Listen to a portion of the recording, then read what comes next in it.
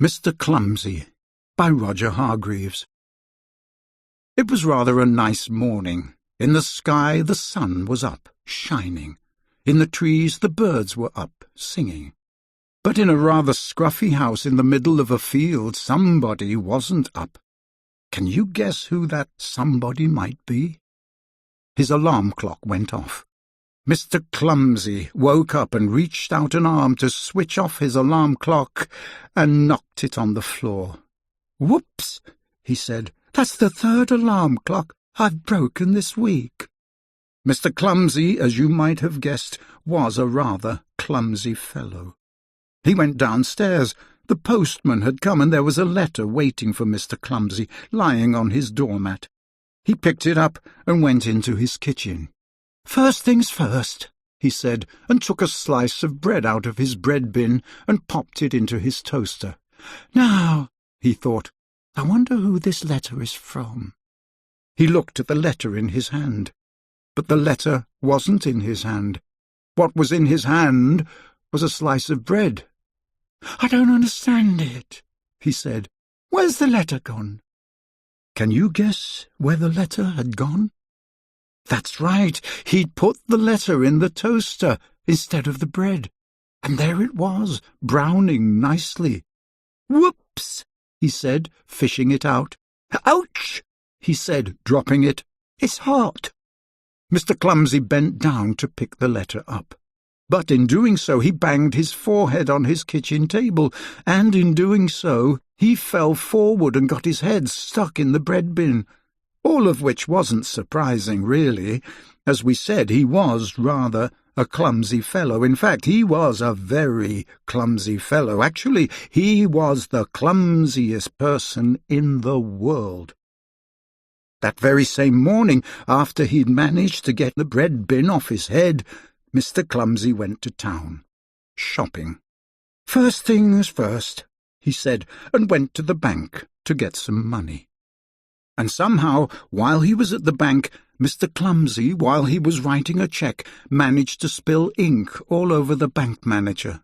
"Whoops," said Mr. Clumsy. He went into the butcher's. "Hello, butcher," he said cheerily.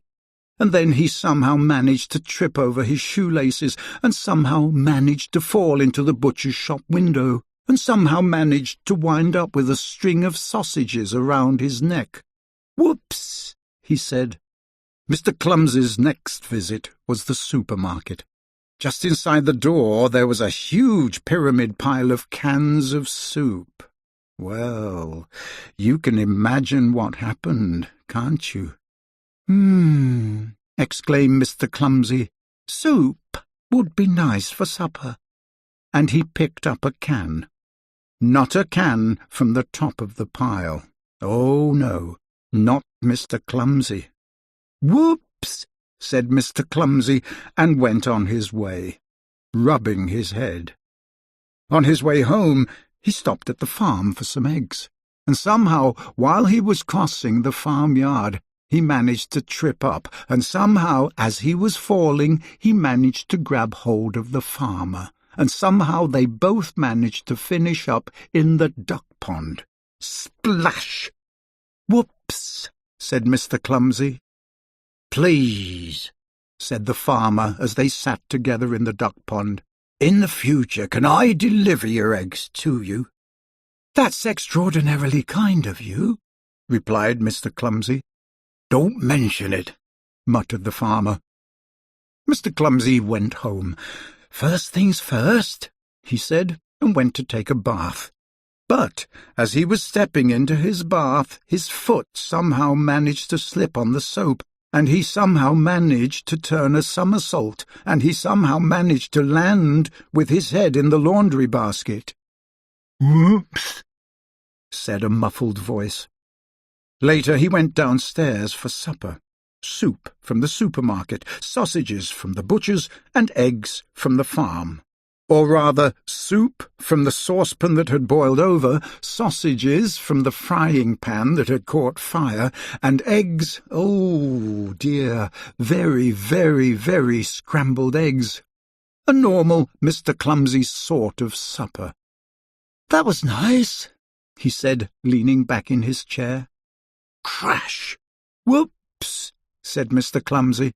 I think I'd better go to bed. And he did. And that is the end of the story. Good night, Mr. Clumsy. Mr. Clumsy leaned over to turn off his bedside light and... oh dear. Whoops.